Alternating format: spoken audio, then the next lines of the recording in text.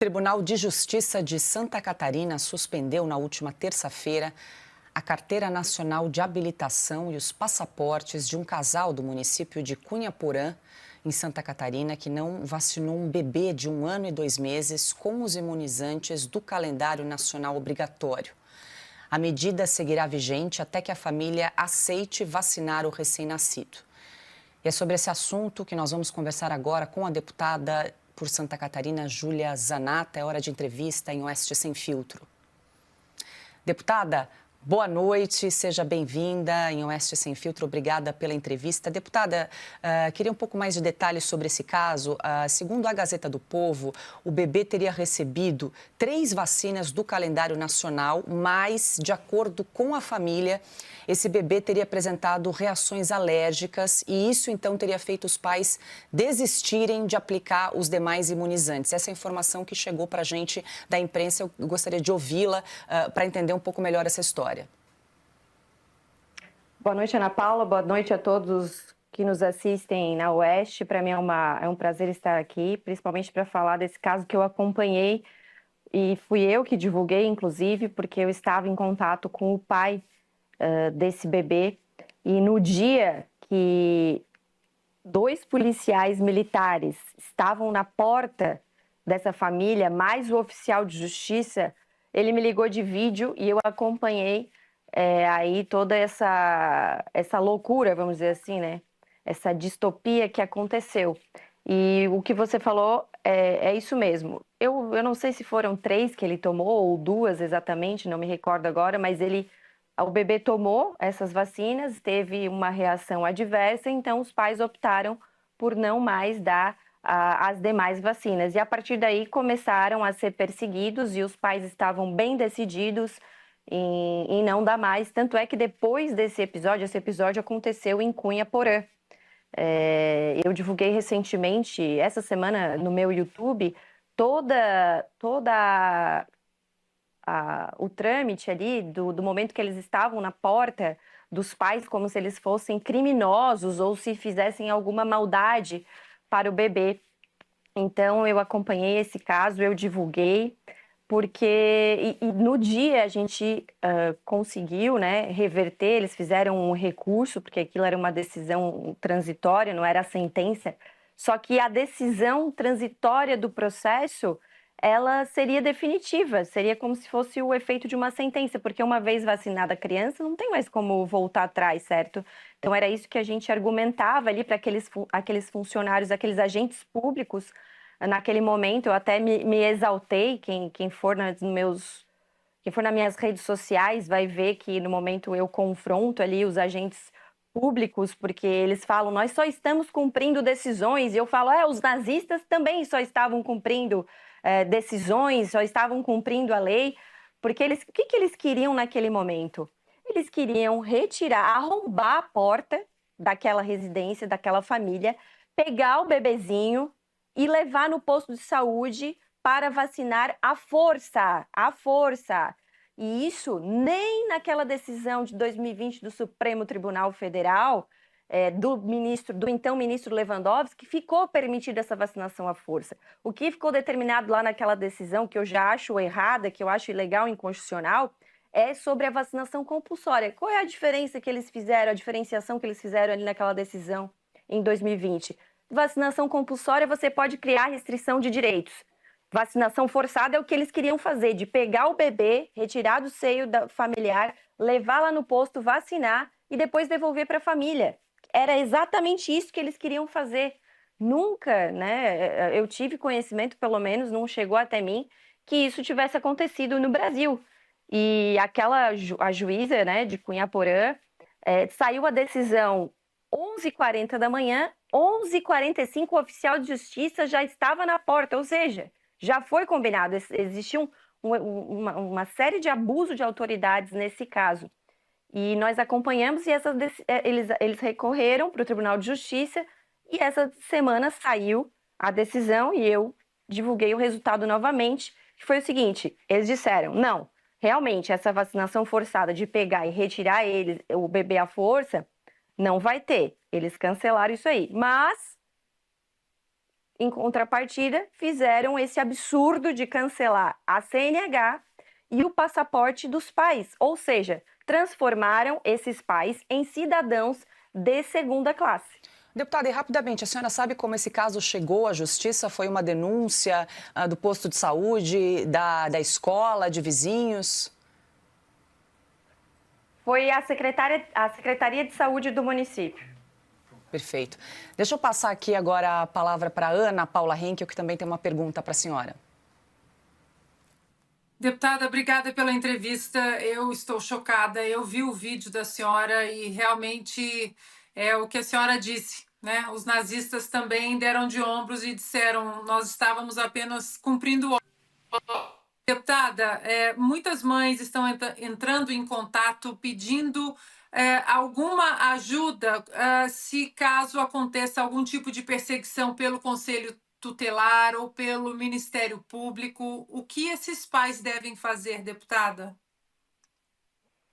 Eu sempre deixo as minhas redes bem acessíveis para que eu possa falar, porque assim, hoje, Ana Paula, se a gente falar assim, ó, faça isso, faça aquilo, não tem o que você fazer praticamente, né? Você tem que resistir. Tipo, esses pais, só para vocês saberem, no dia que aconteceu isso, o pai deixou o trabalho, pegou o carro dele, pegou umas mudas de roupa, como se criminoso fosse, e fugiu do município, saiu, evaporou, foi para outro lugar, né? Não, ninguém sabe mais onde eles estão, porque ele estava com uma decisão tomada, certo? Então, eu tenho falado para os pais, muitos pais nos procuram. Acontece, isso tudo é ilegal, é uma distopia, como eu falei, é inconstitucional, como o doutor Marcília falou.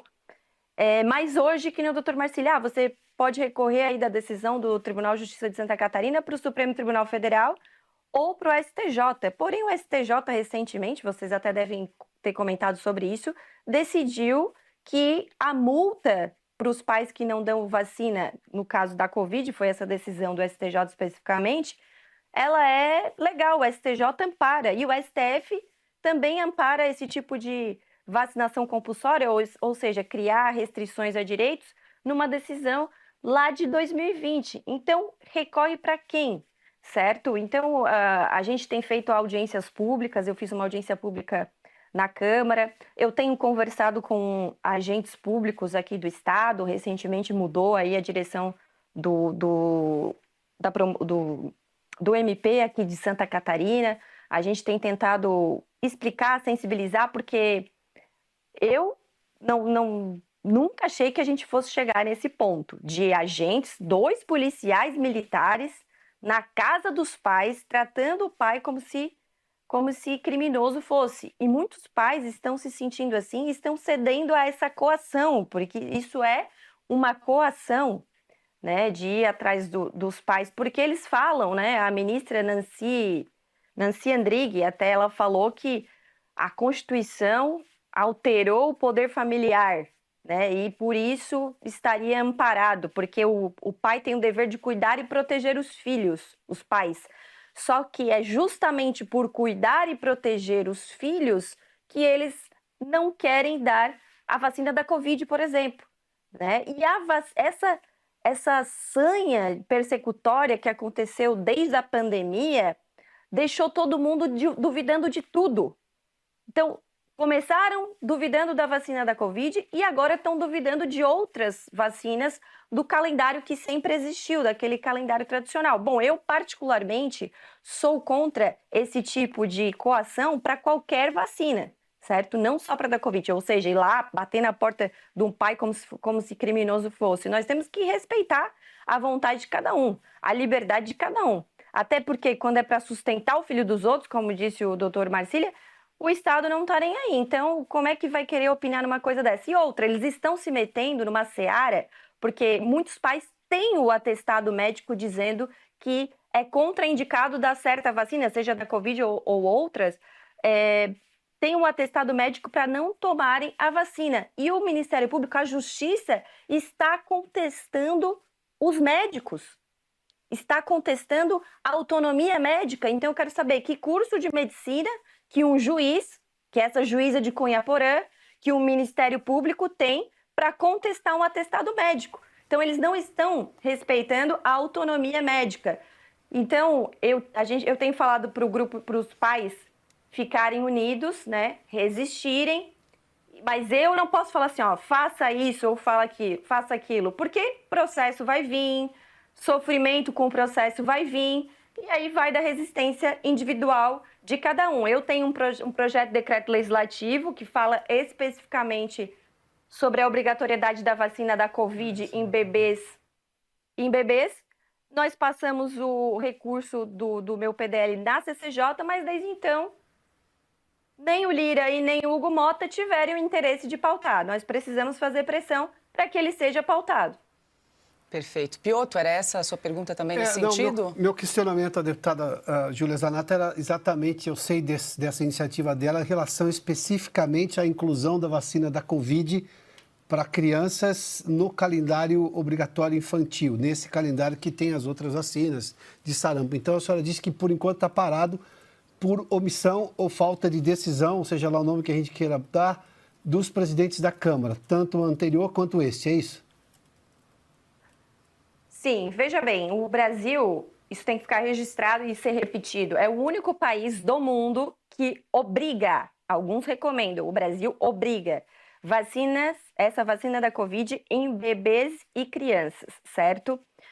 Dito isso, eu fiz um projeto de decreto legislativo 486 de 2023 para barrar essa obrigatoriedade, porque essa obrigatoriedade ela foi colocada no PNI por meio de uma nota técnica. O que é uma nota técnica?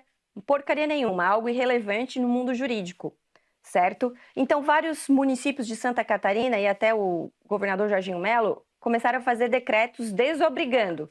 E aí, o PSOL, como sempre, entrou no STF e o Zanin deu uma decisão tornando essa nota técnica, que é uma aberração jurídica, colocar essa obrigatoriedade por meio de nota técnica, validando isso. Quando eu fiz o meu PDL em 2023, a mesa diretora da Câmara recusou. Por quê?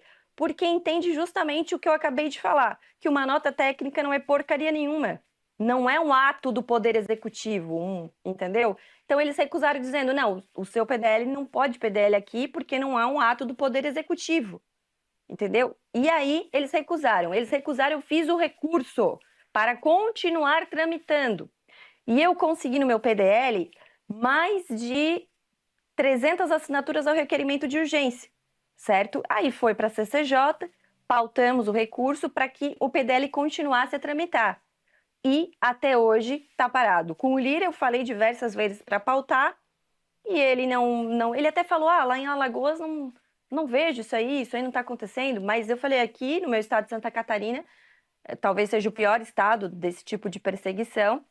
E só que não pautou, né? Eu preciso de mais apoio, mais gente, mais deputados falando disso, para que tenha um apelo para que o meu PDL continue a tramitar, porque em Santa Catarina, tem outros estados também, mas aqui principalmente, multas, ameaça de perda do poder dos pais ali sobre os filhos. Então, tá um negócio realmente assustador. Augusto Nunes, dá tempo para uma última pergunta? Rapidamente, boa noite, deputada, muito obrigado pela entrevista. Queria saber o seguinte, o Brasil está ficando cada vez mais parecido com o estado policial. Essas pessoas são identificadas, as que não vacinaram os filhos, de que modo? São denunciadas por vizinhos? Como se descobre quem vacinou ou não algum bebê, alguma criança? Geralmente acontece assim, Augusto, boa noite, um prazer aqui falar com você também. E o que acontece? Geralmente a mãe vai matricular na creche, né, ou na escola, principalmente quando é escola pública, creche, né, do município, e aí tem uma determinação de que ela esteja com um calendário vacinal, né, com as vacinas do PNI completas. E aí, não estando, eles não negam a matrícula, mas eles informam, eles dão 30 dias para o pai colocar em dia as vacinas. Passados os 30 dias, se o pai não coloca, eles enviam essa informação para o Conselho Tutelar. O Conselho Tutelar manda cartinha, começa aquela papelada, começa aquela coação para que os pais vacinem. Se eles não vacinarem, aí eles mandam para o Ministério Público. E aí instauram os procedimentos, aí chega até a ter decisões judiciais sobre isso, com aquele argumento de que só estão cumprindo a lei, a Constituição. Mas veja bem, é algo, principalmente eu falo aqui da vacina da Covid, a maneira que foi colocada no PNI é ilegal, é inconstitucional, é imoral, é tudo, porque eles não entendem, a mídia fala pouco, que é o único país no mundo que tem essa obrigatoriedade. E também é irracional, falando especificamente da questão da vacina da Covid, porque a mortalidade entre crianças é baixíssima, nunca foram um grupo de risco. Lembram lá da pandemia? Eram idosos, com morbidade, enfim, as crianças nunca foram. E do nada começaram a querer aplicar esse negócio aí nas crianças. Deixa eu agradecer a participação da deputada Júlia Zanatta, de Santa Catarina. Muito obrigada pela entrevista. Quem quiser mais esclarecimentos pode acompanhar a rede social da deputada, que está bastante debruçada sobre esse caso. Uma boa noite para a senhora, bom final de semana. Obrigada a todos. Eu peço aos pais que entrem em contato com o nosso mandato para que a gente possa juntos chegar a um consenso do que fazer, procurar um advogado para resistir, né? Enfim, estamos juntos e sempre prontos para o combate. Obrigada.